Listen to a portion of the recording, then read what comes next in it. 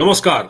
आपको ये जानकर हैरानी होगी कि भारत विरोधी बातें करने वाले और प्रधानमंत्री मोदी को सत्ता से हटाने के लिए करोड़ों अरबों रुपए खर्च करने वाले अमेरिका में बैठे हुए डीप स्टेट के प्यादे जॉर्ज सोरेस को अमेरिका की बाइडेन सरकार ने प्रेसिडेंशियल मेडल ऑफ फ्रीडम नाम के अवार्ड से नवाजा है, जो सर्वोच्च नागरिक सम्मान है अमेरिका का। इसके अलावा इसमें हिलेरी क्लिंटन को भी इन्होंने अवार्ड दिया है। लियोनेल मेसी एक अर्जेंटीना के फुटबॉलर हैं, उनको भी ये अवार्ड दिया गया है और कुछ और लोगों को, कुल 18 लोगों को ये अवार्ड दिए गए। और इसके बारे में ये बताया जाता है कि 1963 में ये अवार्ड देना शुरू हुआ और 654 बार ये अवार्ड दिया जाता है। जैसे हमारे वहां भारत रत्न है, तो भारत रत्न तो किसी एक को एक ही बार दिया जाता है, लेकिन ये जो अवार्ड है ये एक से ज्यादा बार भी अमेरिकी सरकार दे सकती है।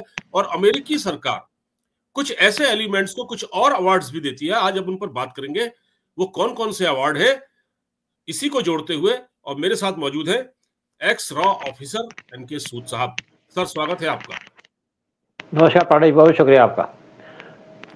सूद साहब, ये जो जॉर्ज सोरेस है, जो बिलियनियर है और ये भारत विरोधी बातें करता है, हमारी सरकार को गिराने की बात करता है, करोड़ों रुपए खर्च करता है, ऐसे लोगों को जो डीप स्टेट के लिए काम करते हैं, वो भारत में भी हो सकते हैं, वो भारत से बाहर भी हो सकते हैं। तो ये जो अवार्ड देना है, जाते जाते जो बाइडेन की जो सरकार है उसने अपना असली रंग दिखा दिया। जो हम लोग कहते थे कि डेमोक्रेट जो सत्ता में आएंगे पूरी दुनिया में तबाही ले आते हैं, पूरी दुनिया को डिस्टेबलाइज करने की कोशिश करते हैं, और आज जाते जाते भी उन्होंने वही किया जिसके लिए वो जाने जाते हैं।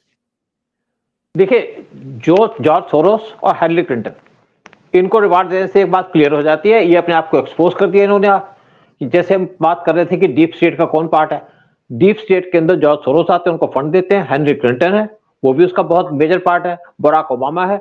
और आप देखिए कि जब यहाँ पे डेमोक्रेटिक पार्टी रूल में आती है यूएस के अंदर, इसके अंदर बहुत ज्यादा पेनिट्रेशन इनकी, यानी कि डीप स्टेट की जब भी पावर में आती है तो वर्ल्ड के अंदर ये हलबली बता देते हैं, जगह जगह बाहर हो जाता है। और आप देखिए कि 3 democratic president, Bill Clinton, Barack Obama और जो बाइडेन, जब ये पावर में आए तो 9 कंट्रीज को इन्वेड किया और 11 मिलियन सिविलियंस उनको मारा। और इनको कोई ये नहीं कहता कि वार क्रिमिनल्स हैं। आप हमास की बात लिख रही है, इसराइल हमास का वार चल रहा है, इसराइल और ईरान के वार की बात चल रही है, और मेन बात है कि रशिया यूक्रेन वार चल रहा है, और सारा का सारा वार इन्होंने कराया, इन्हीं की वजह से है। और ये लोग वर्ल्ड को डिस्टेबलाइज करना चाहते हैं। जो डीप स्टेट है या जो सोरोस है, वो सबसे ज्यादा हिट करते हैं रशिया को और इंडिया को, और इंडिया को टारगेट करते हैं। जब यहाँ पे 2024 के इलेक्शन हुए थे, पीएम मोदी ने जब इलेक्शन लड़ा था, तो उनको पूरी कोशिश की इलेक्शन हरवाने की, लेकिन पीएम मोदी किस तरीके से इलेक्शन जीत गए और इंडिया बच गया। इनका पर्पस यह है कि इंडिया को नुकसान पहुंचाना, एंटी हिंदू हैं और इंडिया के अंदर क्रिश्चियनिटी को प्रमोट करते हैं। और तभी ये सोनिया गांधी को सपोर्ट करते हैं, तभी ये सपोर्ट करते हैं राहुल गांधी को। और इनके बहुत से लोग जो यूएस के अंदर बैठे हैं, वो डीप स्टेट के टच में रहते हैं, जो कांग्रेस पार्टी के लोग हैं। क्योंकि इंडिया के अंदर अगर कन्वर्शन की जाती है हिंदूज को क्रिश्चियनिटी के अंदर, तो उसके अंदर कांग्रेस पार्टी का रोल दिखता है। आप नॉर्थ ईस्ट देख लीजिएगा, वहां पे कन्वर्ट करते रहे, पंजाब देख लीजिएगा, और क्रिश्चियन कन्वर्ट जो करते हैं इसी चीज पे करते हैं, इनको सपोर्ट करता है डीप स्टेट। और कुकीज जो मैथीज के खिलाफ लड़ाई लड़ रहे हैं, उनको जॉर्ज सोरोस की तरफ से फंड दिए जाते हैं। और बहुत से जॉर्ज सोरोस के लोग वहां पे मणिपुर के अंदर बैठ करके कुकीज को फंड करते हैं, आर्म्स एमुनिशन देते हैं इंडिया को डिस्टर्ब करने के लिए। लेकिन और आप देखिए, यहाँ पे इनको पता था कि जब इलेक्शन होना था 47 यूएस का प्रेसिडेंट का इलेक्शन, इनको पता था जो बाइडेन जीत नहीं पाएंगे। और अगर ये कमला हैरिस को प्रमोट करते, क्योंकि उसके पीछे भी डीप स्टेट थी, अगर ये कमला हैरिस को प्रमोट करते इनिशियली, तो कमला हैरिस को पूरी सपोर्ट नहीं मिल रही थी इनकी पार्टी से, तो इन्होंने कमला हैरिस को मिडवे सपोर्ट किया ताकि कोई सामने आ ना पाए। और देखिए, डीप स्टेट ये भी चाहती थी कि डोनाल्ड ट्रंप पावर में ना आए, और इनको हराने के लिए या इलेक्शन ना लड़वाने के लिए बहुत सी कोशिश की कि इनके खिलाफ फॉल्स केसेस रजिस्टर किए गए डोनाल्ड ट्रंप के खिलाफ, ताकि इलेक्शन लड़ ना सके। जब इलेक्शन लड़ रहे थे तो 3 बार इनके ऊपर अटेम्प्ट हुई डोनाल्ड ट्रंप के ऊपर, वो भी डीप स्टेट का काम था, जिसके अंदर आप जॉर्ज सोरोस का नाम ले सकते हो। और डीप स्टेट के अंदर बहुत से एफबीआई के, सीआईए के चीफ्स भी हैं, साथ में सीनियर ऑफिसर्स हैं, और बहुत से जो पार्टी के लोग हैं, डेमोक्रेटिक पार्टी के लोग, वो भी इसके डीप स्टेट के अंदर डीपली इन्वॉल्व है। जब इनके प्रेसिडेंट इन्वॉल्व हो सकते हैं तो बहुत से इनके सेनेटर इन्वॉल्व हैं, साथ में बहुत से यहाँ के जो यूएस के बहुत से आपके जो लोग हैं जो इनके ब्यूरोक्रेट्स हैं वो भी इन्वॉल्व हैं।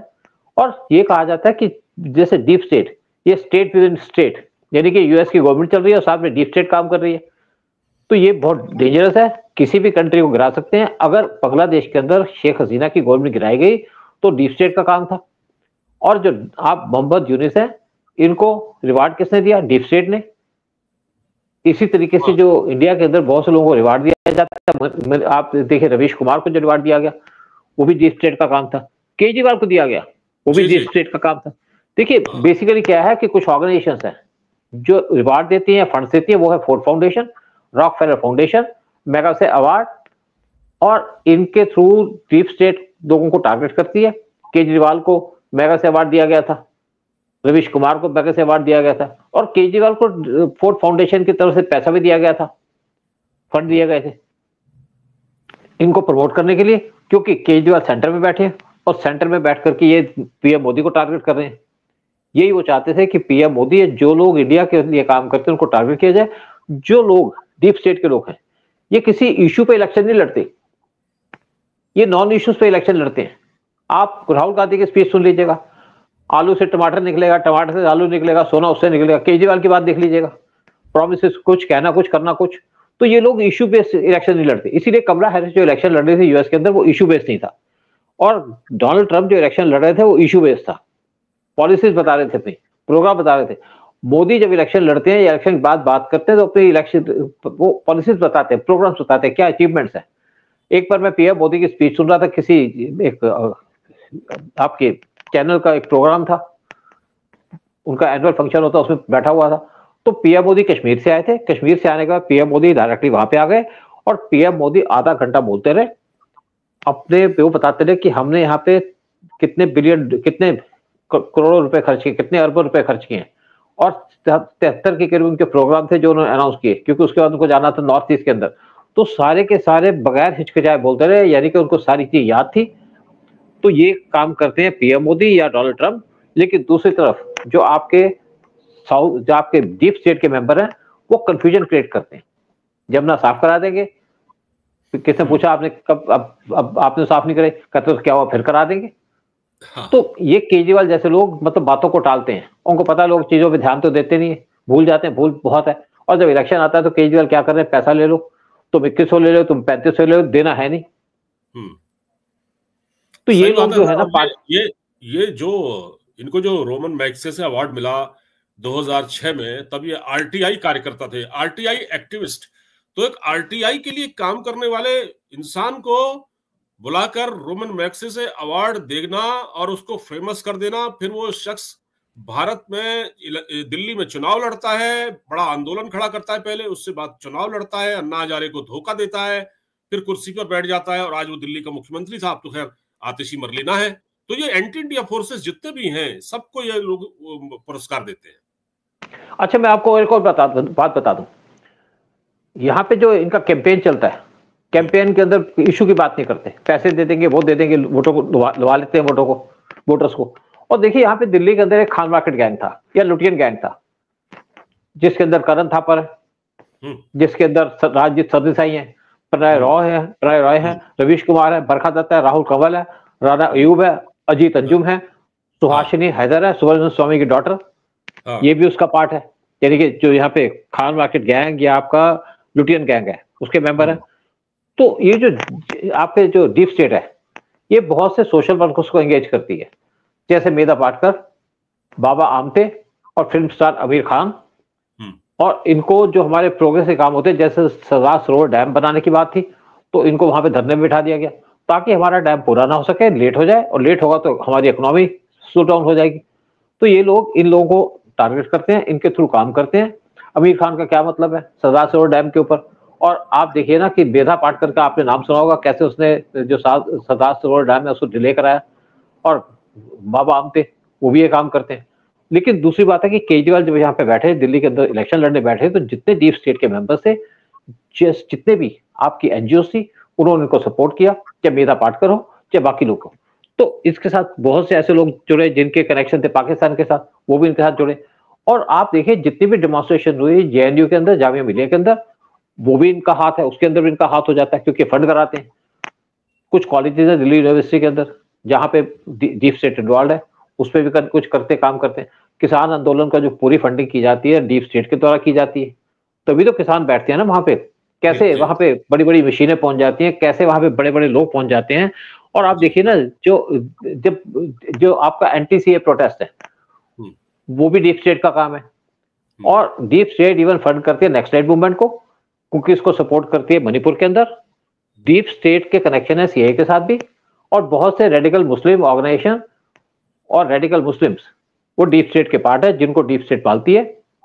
और ये पीएफआई भी है। डीप स्टेट इवन पीएफआई को फंड करती थी, बहुत सी मुस्लिम ऑर्गेनाइजेशन उनको फंड करती है। देखिए एक बार जब डोनाल्ड ट्रंप इंडिया के अंदर आए थे, शायद 2020 की बात है, तो दिल्ली के अंदर धरने कर दिए गए, दिल्ली ताकि इनकी जो विजिट है उसको खराब कर दिया जाए। तो आज, और आप देखिए ना कि जैसे इन्होंने, आपने कभी सुना है कि आप रवीश कुमार, आपने कोई नेशनलिस्ट बात की हो, देश के बारे में बात की हो, और केजरीवाल को करोड़ रुपए दिए हैं फोर्ड फाउंडेशन के थ्रू, और बहुत सी ऑर्गेनाइजेशंस हैं जो इनके साथ कनेक्टेड हैं, जो फंड करती हैं। जैसे आप अमर्त्य सेन की मैं बात कर रहा था, अमर्त्य सेन को भी इन्होंने रिकॉग्नाइज किया है। और वो क्या, अमर्त्य सेन ने क्या किया, जब इनको एक इंचार्ज बनाया गया यूनिवर्सिटी का, तो 2700 करोड़ रुपए खा गए, कोई हिसाब नहीं था उसका। तो अब क्या है कि जो आप डोनाल्ड ट्रंप आए हैं, वो मेन उनका जो अटेंशन है वो है डीप स्टेट की तरफ। और उन्होंने इसी तरीके से जो एफआईए का, एफबीआई का जो चीफ बनाया, वो इंडियन बनाया, इंडियन ओरिजिन का है। और जो जितनी भी इंटेलिजेंस एजेंसीज है, उनका इंचार्ज बनाया तुलसी गबार्ड को, विवेक रामास्वामी को बड़ा इंपॉर्टेंट रोल दिया है। और टेस्ला के जो चीफ है उनको भी इन्होंने बड़ा इंपॉर्टेंट रोल दिया है, ताकि डीप स्टेट को काउंटर किया जा सके।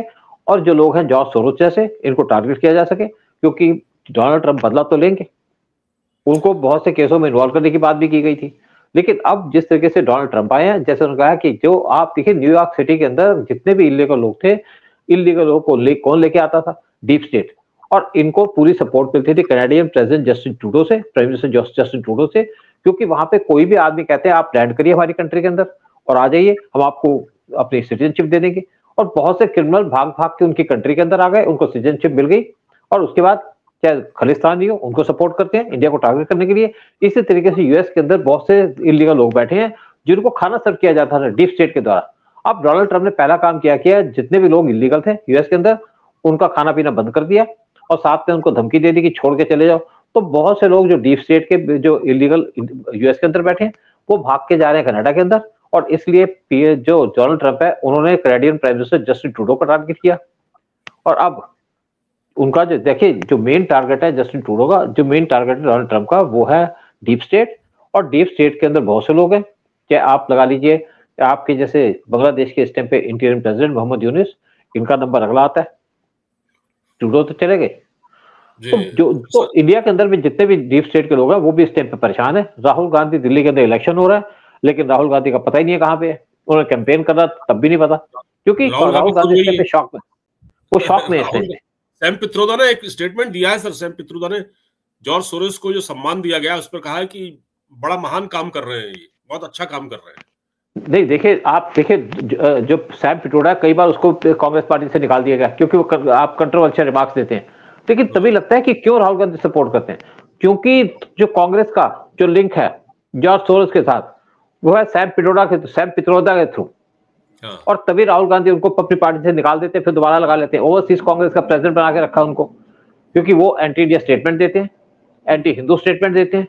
इसलिए सैम पित्रोदा को राहुल गांधी सपोर्ट करते हैं, क्योंकि इनका भी कनेक्शन है जॉर्ज सोरोस के साथ, इनका भी कनेक्शन है एंटी इंडिया एलिमेंट्स के साथ, इनके और डीप स्टेट इनको भी सपोर्ट करती है।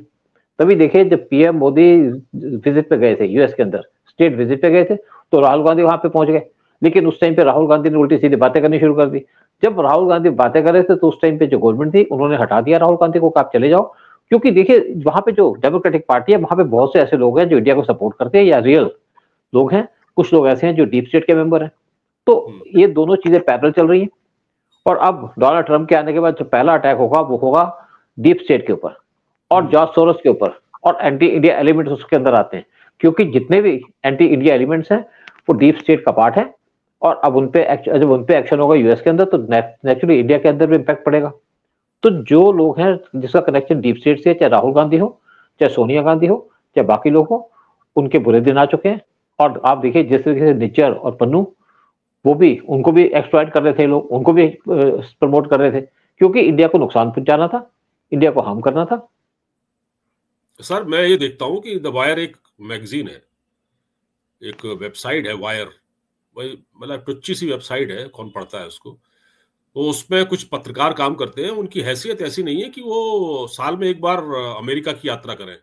हम जैसे लोग तो सर सोच भी नहीं पाते, मेरे जैसा आदमी तो सोच भी नहीं सकता, लेकिन ये लोग हर साल अमेरिका जाते हैं। कौन बुलाता है, कौन खर्चा उठाता है इनका सर? यही लोग, डीप स्टेट। जी। देखिए वाशिंगटन पोस्ट, न्यूयॉर्क टाइम्स, इसको या तो चाइनीज फंड करते हैं, डीप स्टेट फंड करती है। अभी आप रिसेंटली एक आर्टिकल निकला था डीप स्टेट के आपके वाशिंगटन टाइम्स के अंदर, कि इंडिया म्यूजो को हराना चाहती है, उनके अगेंस्ट नो कॉन्फिडेंस मोशन लेके आ रही है 40 एमपी को खरीद करके। साथ में वहां पे आर्टिकल निकला था कि इंडिया के रॉ के लोग वो इन्वॉल्व हैं पाकिस्तान के अंदर लोगों को मारने में। तो वाशिंगटन टाइम को जो आर्टिकल निकाले जाते हैं, डीप स्टेट उसमें इन्वॉल्वमेंट होती है। बहुत से लोग जो इंडियंस भी हैं वो वाशिंगटन टाइम में काम करते हैं, आर्टिकल लिखते हैं, और उनको पूरा सपोर्ट मिलती है डीप स्टेट से। साथ उनको चाइना सपोर्ट करता है, क्योंकि कई बार दोनों के आपस में इंटरेस्ट वो सिमिलर होते हैं, तो इसलिए चाइना भी उनको पैसे दे करके बहुत से आर्टिकल निकालता है। और डीप स्टेट का पर्पस ये है कि इंडिया को नुकसान पहुंचाना। वो हिंदुओं को आगे बढ़ता देख नहीं पाते, और जो नेशनलिस्ट लोग हैं उनको हेट करते हैं, चाहे व्लादिमीर पुतिन हो, चाहे पीएम मोदी हो। जी बिल्कुल, बहुत बड़ा खेल है और ये खेल खत्म होना चाहिए। तो हम उम्मीद करते हैं कि जैसा कि आपने कहा कि डोनाल्ड ट्रंप ने ये वादा किया है कि वो डीप स्टेट को उखाड़ फेंकेंगे, तो देखते हैं उसमें कितना कामयाब होते हैं। अगर ऐसा होता है तो ये पूरी दुनिया के लिए अच्छा होगा, भारत के लिए भी अच्छा होगा। बहुत बहुत धन्यवाद सर, हमसे बातचीत करने के लिए। नमस्कार। बहुत बहुत शुक्रिया आपका।